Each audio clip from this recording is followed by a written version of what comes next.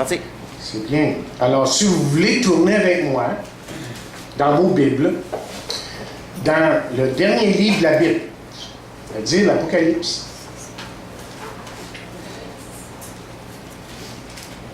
Et j'aimerais vous parler ce matin des 5 dangers de l'Église. Il y a 5 dangers majeurs pour une Église locale. Évidemment, qui se transposent dans la vie d'un individu. Et peut-être que ça commence par l'individu, et ensuite ça se manifeste dans une Église. En tout cas, quelle que soit la façon que vous le voyez, je pense qu'on va découvrir ici, dans la parole de Dieu, dans ces versets, qu'il y a plusieurs dangers qui guettent l'Église locale. Et dans le chapitre 2, le verset 7 pour commencer. Chapitre 2 de l'Apocalypse, verset 7, qui dit que celui qui a des oreilles entende ce que l'Esprit dit aux églises. À celui qui vaincra, je donnerai à manger de l'arbre de vie qui est dans le paradis de Dieu. Prions. Encore une fois, notre Père Céleste, nous venons à toi parce que nous sommes devant ta parole, ta sainte parole. Et nous voudrions que ce matin, en ce moment spécial, en ce moment où nous allons prendre la table que tu as dressée pour nous, la table du Seigneur, je prie, Seigneur, que nous puissions écouter ta parole et être capables, Seigneur, de l'appliquer pour nous-mêmes personnellement. Et surtout qu'en prenant ces éléments ce matin, nous puissions te glorifier.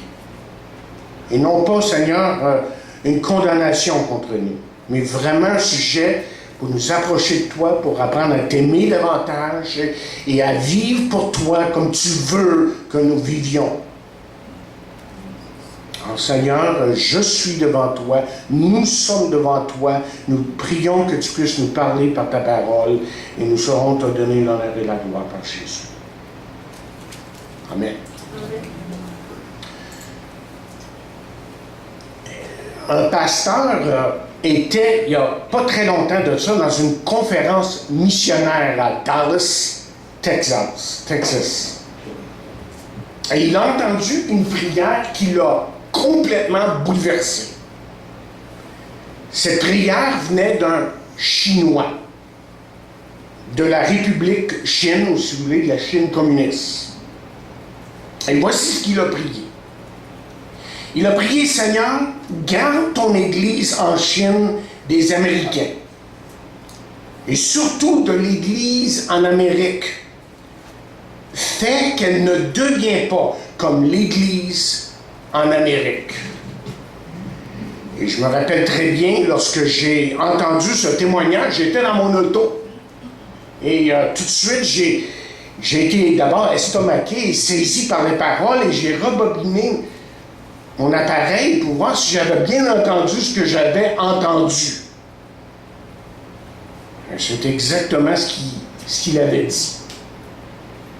Et donc la question qui m'est venue et qui m'est revenue souvent depuis a été celle-ci. Qu'est-ce que cet homme ou ce frère venu de la République de Chine a vu dans l'Église d'Amérique pour qu'il prie une telle chose? Et là, j'ai été dirigé dernièrement dans la parole de Dieu, dans l'Apocalypse et vers ces églises ici, les 7 églises. 7 églises qu'on pourrait dire que Jésus a évaluées pour faire le point avec ces églises. Je pense qu'en lisant ces églises-là, vous allez découvrir avec moi que ces églises caractérisent souvent ce qui ne va pas dans l'Église de Jésus-Christ en général. Et vous savez, lorsque Jésus évalue une église, il ne se trompe jamais. Son évaluation est toujours juste. Vous savez pourquoi? Pour quelle raison les pharisiens détestaient Jésus au point de vouloir le faire mourir? c'est parce que Jésus leur disait toujours la vérité. Et donc, quand il disait hypocrite, race de vipères, adultère, voleur et meurtrier, c'était vrai. Et vous savez quoi? Il le savait dans le fond. Alors, une des premières choses qui arrive lorsqu'on vient à Dieu et qu'on se convertit, par exemple, et qu'on s'approche de lui vraiment sincèrement, l'une des choses qui arrive pour chacun de nous, c'est qu'il nous démasque. C'est qu'il nous montre vraiment ce qu'on est devant lui et que foncièrement, nous sommes tous évidemment des pécheurs. Mais heureusement qu'il se presse aussi pour nous donner sa grâce et son pardon et son amour et sa joie et tout ce qui comprend la nouvelle naissance. Et si évidemment nous nous repentons vraiment sincèrement, il nous change et il nous donne le pouvoir aussi de changer dans bien des domaines de la vie. Alors remarquez pour commencer, là, ici dans ce passage, que c'est Jésus qui s'adresse aux 7 églises. Et remarquez sa façon de s'adresser aux églises. Et la première chose qu'il va faire, c'est qu'il va d'abord faire un éloge. Il va lui dire quelque chose de bien. Et ensuite, il va leur faire un reproche. Voyons par exemple la première église là, qui se trouve dans le chapitre 2 de l'Apocalypse, verset 2 qui dit « Je connais tes œuvres, ton travail et ta persévérance. Je sais que tu ne peux pas supporter les méchants, que tu as éprouvé ceux qui se disent apôtres, qui ne sont pas, que tu les as trouvés menteurs.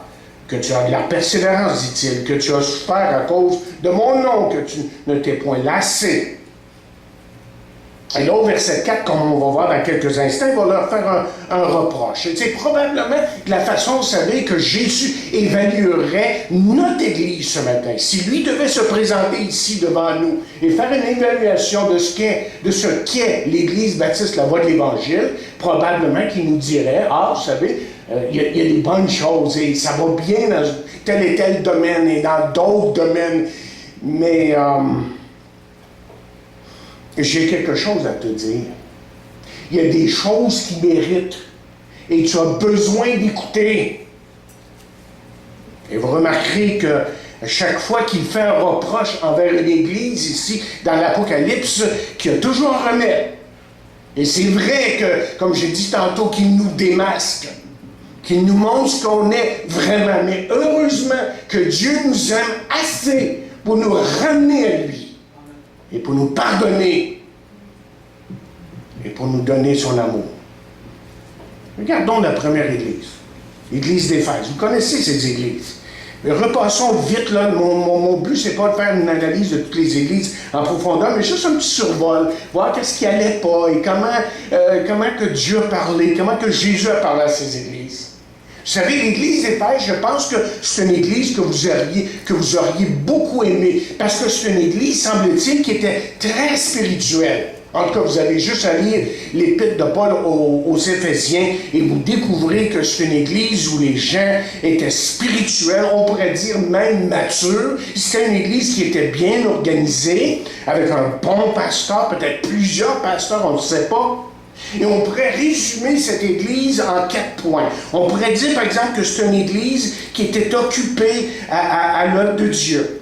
Hein? Il s'occupait de faire les œuvres de Dieu, puis il était occupé, puis beaucoup de choses qui se passaient dans cette église-là. C'était une église aussi séparée du monde. Cette église était vraiment une église dans le monde, mais dans le vrai sens du mot. Ils étaient un témoignage pour les autres. On pourrait dire que c'est une église aussi qui était fidèle à la parole.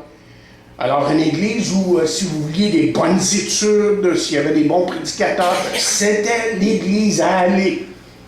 Et vous aimeriez aimer cette église-là. On pourrait même dire que c'est une église où il y avait beaucoup d'engagement de la part des chrétiens. Les chrétiens étaient fidèles à leurs assemblées. Ils s'occupaient de ce qu'ils devaient s'occuper. Donc, il y avait toutes sortes de belles qualités dans cette église-là, mais il y a quelque chose qui n'allait pas.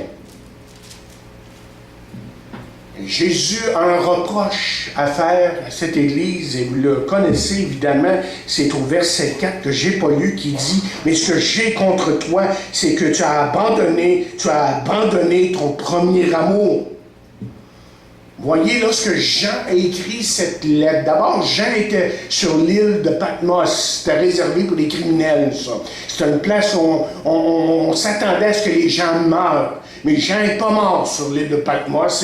Et bien au contraire, Dieu lui a donné à écrire des lettres. Et tout ce livre, ce livre de l'Apocalypse, où Dieu s'est vraiment révélé d'une façon spéciale à cet homme.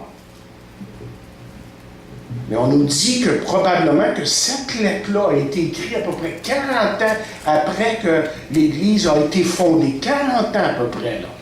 Pourquoi est-ce que c'est important de savoir? Pourquoi est-ce que c'est important de savoir que ça faisait 40 ans que cette Église existait? Le point ici, c'est que la perte, chers amis, du premier amour est normalement quelque chose de très graduel. On en a déjà parlé de ça dans le passé.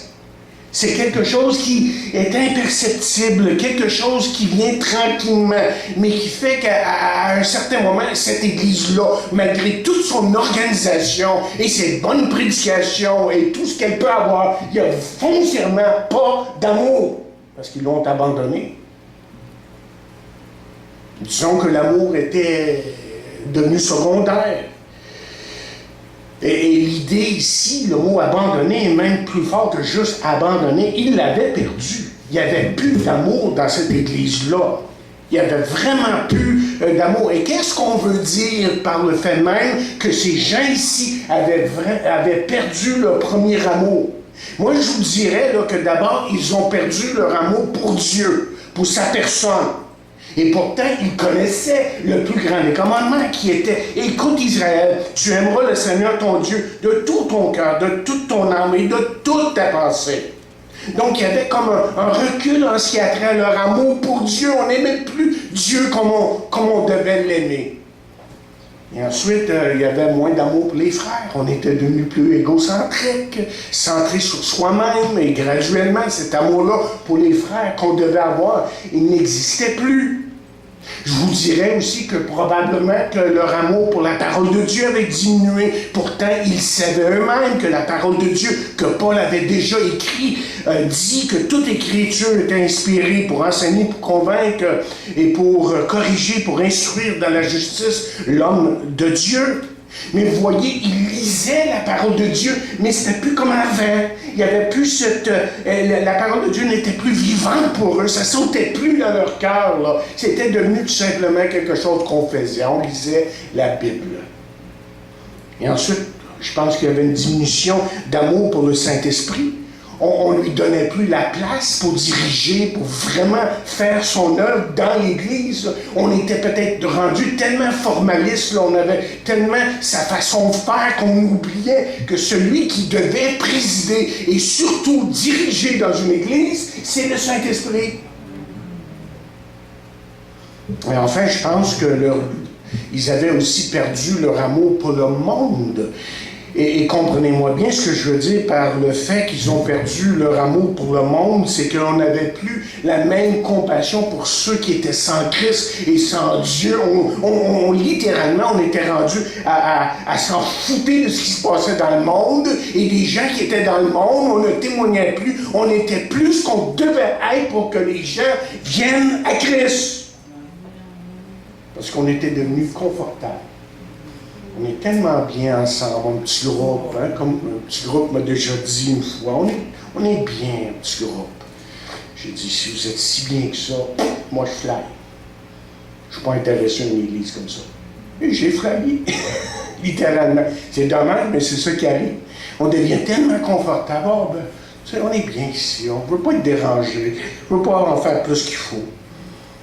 Pourquoi perdons-nous notre premier amour? Voici ce que quelqu'un a écrit. Il a dit, « Ne plus ressentir notre immense besoin de Dieu est la cause fondamentale de la perte de notre premier amour. » Et c'est ça qui est arrivé ici. On n'avait plus ce sentiment, ce besoin de Dieu. On était devenus, en somme, autosuffisants.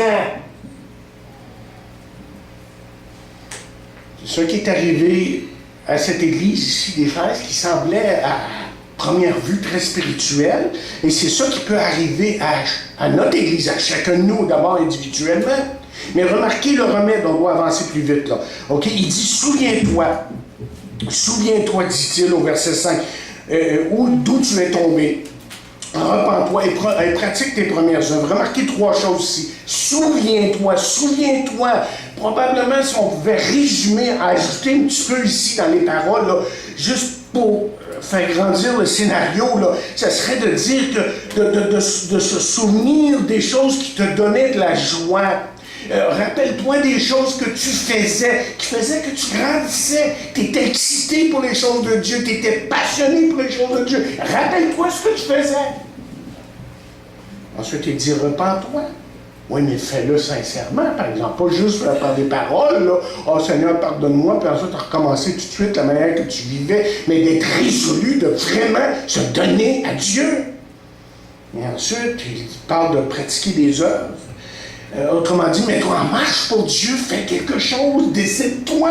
Si vous ne décidez pas pour lui, il n'y a rien qui va se passer.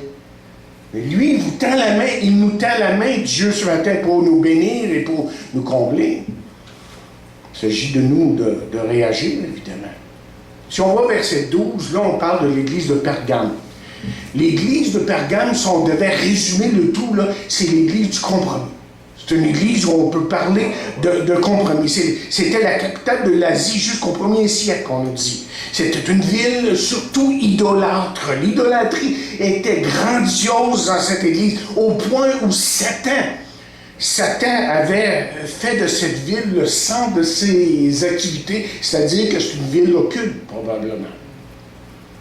Une ville qui était vraiment idolâtre, occulte, mais il y a des bonnes choses aussi qui sont dites concernant cette église de Pergame, parce qu'il dit, tu retiens mon nom. Ça veut dire que tu as été loyal dans le grec, là. C'est ça que ça veut dire. Tu as refusé de dire César et Seigneur, mais ces gens qui, devant cette force politique qui était devant eux, ont osé dire, plutôt que d'obéir au César, ils ont dit Jésus est Seigneur. Et plusieurs parmi eux, évidemment, ont souffert à cause de ça. Et il dit aussi que tu n'as pas renié ma foi. C'est-à-dire qu'ils ont été persécutés, mais ils ont continué. Seulement, il y avait des problèmes dans cette église-là. D'abord, avez-vous remarqué, et là, vous devrez lire pour vous-même au fur et à mesure que j'avance, qu'il parle de la doctrine de Balaam. Bien, Balaam avait conseillé le roi Balak afin d'emmener Israël à pécher en épousant des femmes païennes et en adorant des idoles. Autrement dit, cette église ici de Pergame est en train de se compromettre moralement et spirituellement. Ensuite, il parle au verset 15 de la doctrine des Nicolaïtes. Il semble que les commentaires sont... Je ne sais pas trop c'est quoi, là. Il y en a qui ont différentes idées, mais on sait que c'est une déviation doctrinale. Il y a des choses qui n'allaient pas dans l'enseignement dans cette église.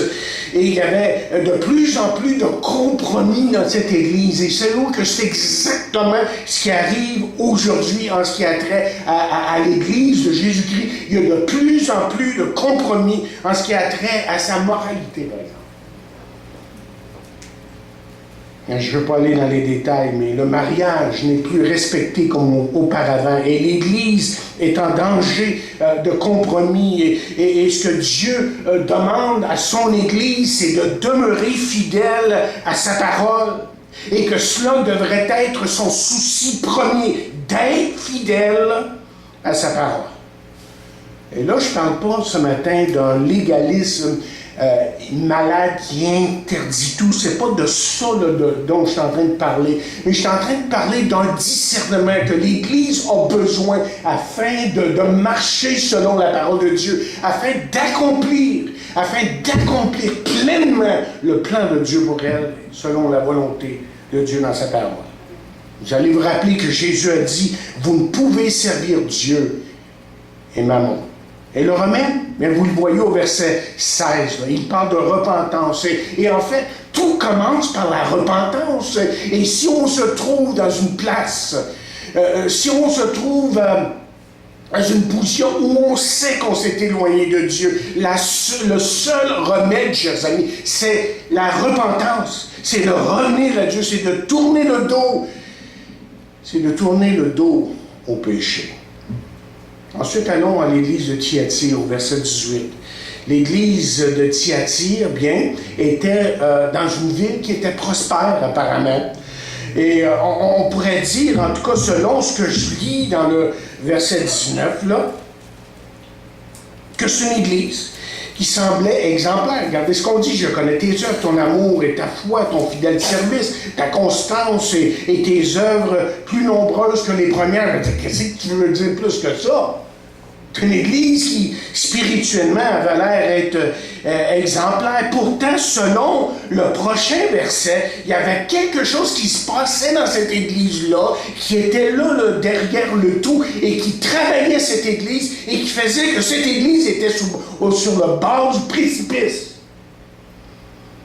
Mais, au verset 20, ce que j'ai contre toi, chapitre 2, verset 20, ce que j'ai contre toi, c'est que tu laisses la femme Jézabel, qui se dit prophétesse, enseigner et séduire mes serviteurs. L'église ici, c'est l'église adultère, qui commet l'adultère. Et un commentaire dit: la femme Jézabel, qui se disait prophétesse et qui enseigne aux croyants à prendre part à la débauche, et qui accompagnait la religion païenne et à manger des viandes sacrifiées aux idoles, ce qui était acceptable pour cette société locale. Autrement dit, dans certains rituels religieux en dehors de l'Église, il y avait de la débauche, il y avait toutes sortes de sacrilèges, et là, c'était rentré dans la mentalité de l'Église pour dire, ben, nous autres aussi, on peut le faire. C'était rendu là.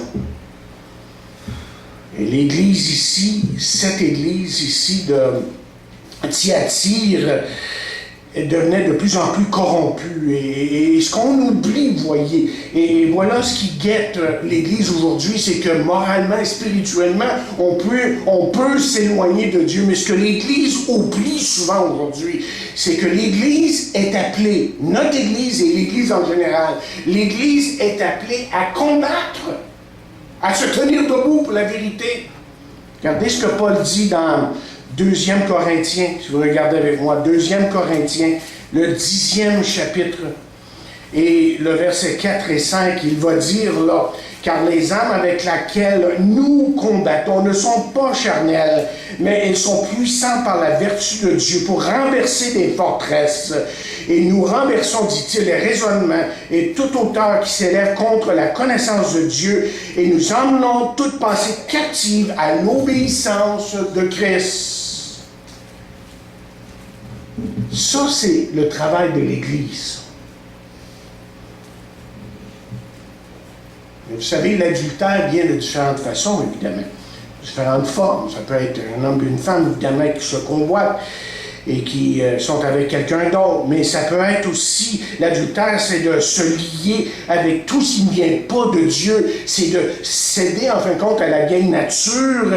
C'est de plutôt vivre selon l'ancienne nature, la chair, plutôt que de vivre selon cette nouvelle nature que Dieu nous a donnée. Et l'apôtre Paul, le rappelé, a dit, ce qui est quelque chose, c'est d'être une nouvelle création, d'être une nouvelle créature, c'est d'être une nouvelle personne. Et c'est ça que Jésus-Christ fait dans nos vies lorsqu'on l'accepte, lorsqu'on l'invite, c'est qu'il nous rend une nouvelle personne, il nous donne une nouvelle nature.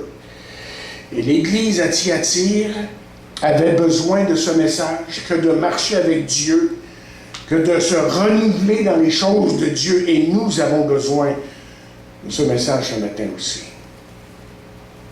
Ensuite, on va aller à l'église de Sardes. Comme j'ai dit, c'est juste un petit survol. On pourrait facilement faire un message ou deux avec chaque église. Il y a tant à dire. Mais c'est un survol. La quatrième ici, c'est l'église de Sardes, chapitre 3, verset 1. Et là, on parle d'une ville qui était une ancienne capitale, que les rois faisaient leur demeure ici. Et même que c'était une ville qui avait un passé privilégié. Mais maintenant, cette ville plutôt, je devrais dire, cette ville avait sombré dans l'oubli. C'est-à-dire que cette ville était morte. Et ça, c'était le portrait de l'Église ici. L'Église était aussi morte, parce que vous lisez avec moi là, au chapitre 3, verset 1, écrit à l'ange de Sardes, voici ce que dit celui qui a les 7 esprits de Dieu, les 7 étoiles. Je connais tes œuvres, je sais que tu passes pour être vivant, mais que tu es mort. Mais ce qui était pire ici, ce qu'il nous vient de nous dire, là, c'est qu'il se pensait vivant. Et ça, c'est toujours un état tragique, voyez. Et c'est exactement, malheureusement, s'il le dit pour ce temps-là, c'est malheureusement vrai même pour aujourd'hui. Oh non, Sardes, écoute, il faut le comprendre, c'est une église qui avait des réunions comme nous, on a des réunions. Je ne sais pas s'ils étaient beaucoup plus nombreux qu'on l'était au début, en tout cas, peut-être pas. En tout cas, une église où il y avait des activités, mais il n'y avait pas vraiment de vie dans cette église-là. Et là, je ne vous parle pas du bruit qu'on peut avoir dans les églises et les émotions qu'on peut avoir dans les églises. Je ne parle pas de ça, là. Ce que je suis en train de parler, ce dont je suis en train de parler, c'est que la présence de Dieu n'était plus là. Et ça peut venir, vous savez, dans les églises où on a l'habitude de faire beaucoup de bruit, des églises où on a moins de bruit. Dieu n'est pas là. J'ai vu des églises, moi, il y avait beaucoup de bruit, puis tu sentais rien de Dieu dans ces églises-là. Des églises, tu étais tranquille parce que c'était mort. Littéralement, c'était mort spirituellement parlant. Donc, c'est pas une question de bruit ou pas de bruit, c'est juste qu'ici, là, dans cette église, il y avait, la présence de Dieu n'était plus là. Et je suis sûr que les quelques gens qui étaient spirituels et qui aimaient Dieu et qui cherchaient Dieu dans cette église-là ici, qu'ils le savaient en le fond d'eux-mêmes et qu'ils priaient pour que Dieu fasse quelque chose. J'ai lu l'histoire d'un pasteur qui avait tombé dans l'adultère, il faut le faire quand même, avec une douzaine de femmes à travers les années. J'ai lu l'histoire de cet homme-là. Il a écrit un livre après pour raconter son histoire. Et comment que c'est venu, ça, dans sa vie. Il est tombé dans l'adultère avec une douzaine de femmes, imaginez. Et tôt ou tard, ses activités ont été découvertes et les accusations, évidemment, ont été apportées envers lui avec appui, évidemment. Pas comment il a pu penser qu'il s'en sortirait. À la longue, tu vas te faire prendre quelque part. En tout cas, le pasteur s'est repenti après avoir été confronté par le pasteur principal. C'est une grosse église apparemment aux États-Unis. Principal de l'église. Parce qu'il y avait plusieurs églises dans cette église. Et ce pasteur ensuite a confessé ses péchés devant l'assemblée un dimanche matin. Et on nous raconte dans ce livre que l'atmosphère était lourde. Mais qu'une fois qu'il a confessé qu'il s'était vraiment repenti, que le pasteur principal ou seigneur, si vous voulez, s'est tourné vers les autres pasteurs et leur a dit « Dieu est de retour. » Dieu est de retour. Wow! J'ai lu ça. C'est là que cette église-là a complètement changé. Parce que vous voyez, on dirait là, que Dieu fuit. Dieu fuit lorsque le péché rentre dans une église. Que ce soit de n'importe qui. Juste vous résumer ce que j'ai déjà dit concernant une église morte. Merci beaucoup.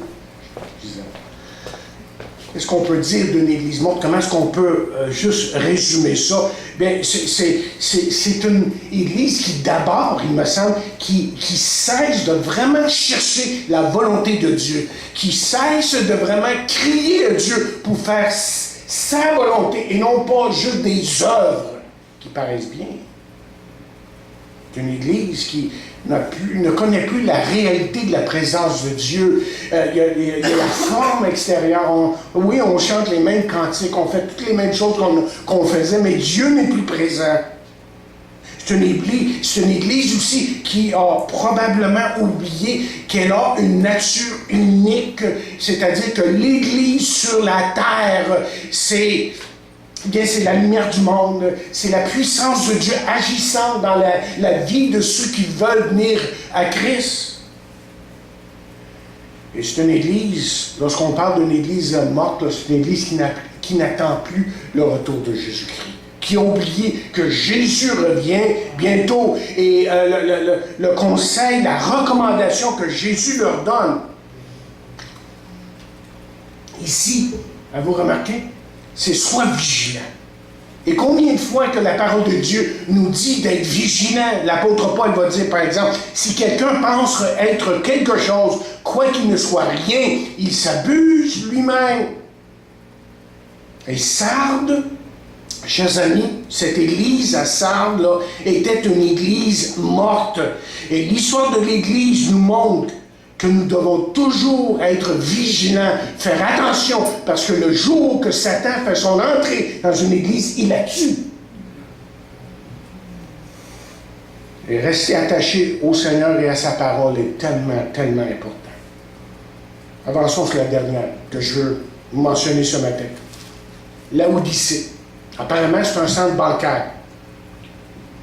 Et lorsque vous lisez à propos de Laodicée, vous remarquez qu'il n'y a pas grand-chose de bon à dire à propos de cette église-là. Absolument rien de bon de dire à propos de l'église Laodicée. Qu'est-ce qu'on peut dire de bon d'une église qui était dans un état d'apostasie? Pas grand-chose. Vous voyez, le mot apostasie veut dire essentiellement celle qui a abandonné Dieu. Et je vous fais remarquer ici là, qu'on ne parle pas des inconvertis, on parle à des églises, on parle à des chrétiens. C'est très important de comprendre, ce n'est pas des inconvertis à qui il s'adresse ici. Là. C'est des chrétiens et ils ont abandonné.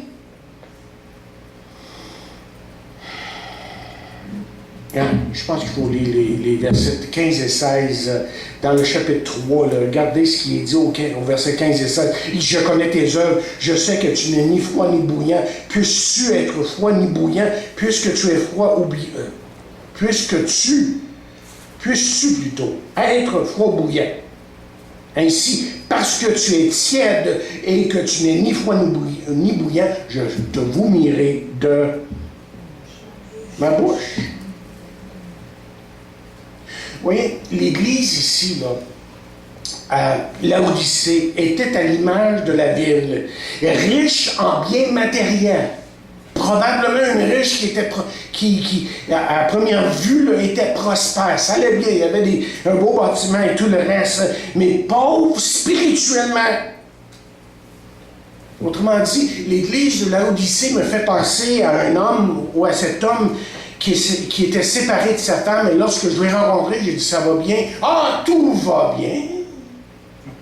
Ouais. Donc, ça fait penser à ces gens qui sont chrétiens, qui n'ont plus la joie de leur salut et qui ont laissé les soucis de la vie prendre toute l'emprise, le dessus, si vous voulez, de leur vie. Beaucoup de chrétiens comme ça. Ou des chrétiens qui ont un pied dans le monde et un pied au ciel. Vous savez, ils veulent être chrétiens, mais ils ne sont pas capables de laisser le monde de côté. Mais le pire de tout dans tout ça, c'est qu'ils ne s'en rendent même pas compte, souvent. Ils ne s'en rendent même pas compte. Après tout, on est chrétien, on va à l'assemblée, on prie de temps en temps, on lit sa Bible, mais on n'est pas, on se rend pas compte qu'on a abandonné Dieu foncièrement. Même la présence de Dieu n'est plus réelle. Et surtout, on n'est pas prêt à l'admettre. On ne l'admettra jamais, ça, parce que vous voyez, on a un masque. On a un masque. Mais intérieurement, on est misérable. Et par-dessus tout, lorsque Jésus s'adresse à nous et regarde l'état de notre cœur, il trouve notre état de cœur insupportable. Et pourquoi? Je vous dis pourquoi. Parce qu'on sait quoi faire. On sait quoi faire. Et rappelez-vous ce que Jacques a dit. Il dit, celui donc qui sait faire et ce qui est bien et qui ne le fait pas commet un péché. Et donc moi, je vous suggère qu'il est urgent que si vous êtes éloigné de lui, que vous vous approchiez de lui, que vous réalisiez à nouveau que Dieu vous aime.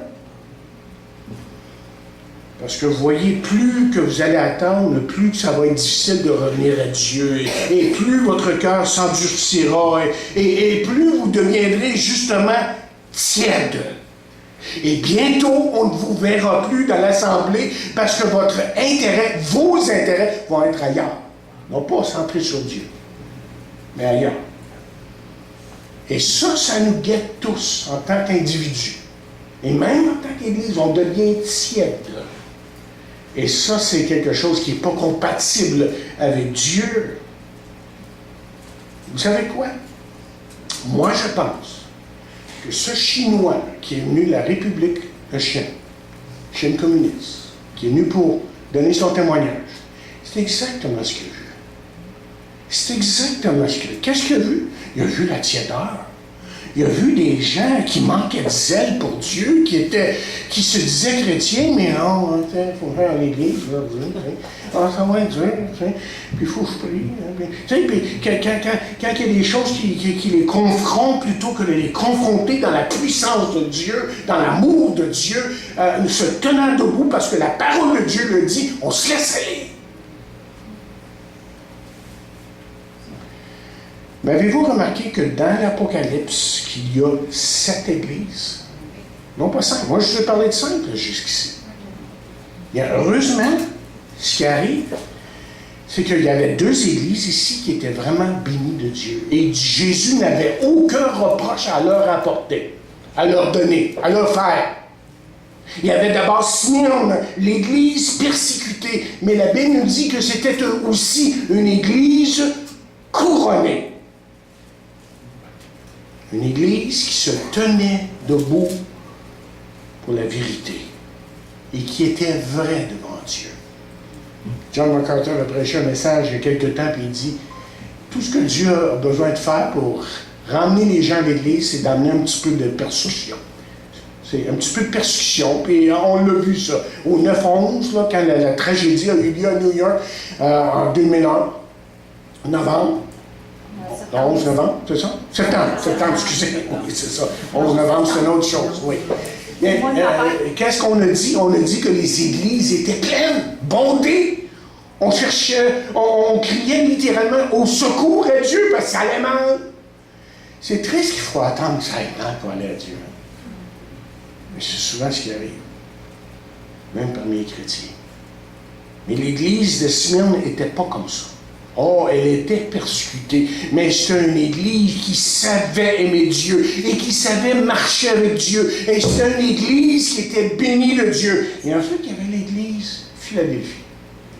J'ai été pasteur d'une église qui s'appelait l'église Philadelphie. Vous savez, c'était quoi ça?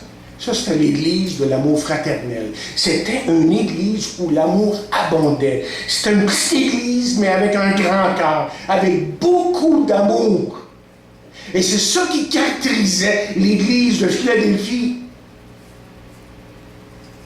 Parce que vous voyez, chers amis, en fin de compte, ce qui caractérise plutôt aussi la vraie mesure d'une église locale. Si on veut savoir si elle est spirituelle, si elle est vraiment en train de marcher avec Dieu, c'est lorsqu'elle est pleine d'amour. Plein d'amour. Plein de cet amour que Jésus lui-même a démontré sur la croix du Calvaire. Comment est votre cœur ce matin? Parce que vous voyez, j'ai décrit ici les 5 églises de l'Apocalypse qui avaient besoin de revenir à Dieu. Est-ce que vous avez besoin de revenir à Dieu? Moi, je sais que j'ai besoin de revenir à Dieu. Chaque jour, j'ai besoin de revenir et j'ai besoin de sa grâce et j'ai besoin de sa compassion à nouveau et j'ai besoin qu'il m'aide à vraiment vivre pour lui. Et on a tous besoin de ça ce matin. Et c'est probablement l'une des raisons pourquoi Paul a institué à nouveau, bien que ça vienne de Jésus originalement, le repas du Seigneur, en leur disant « Hey, c'est important que vous preniez cette table et que vous réalisiez en tant qu'Église locale là, que c'est le temps de revenir à Dieu et que lorsqu'on revient à Dieu, que Dieu saura répondre à nos prières et Dieu saura nous bénir. » Et c'est ça qu'on va faire ce matin. Mais avant, nous allons chanter un chant et à nouveau nous mettre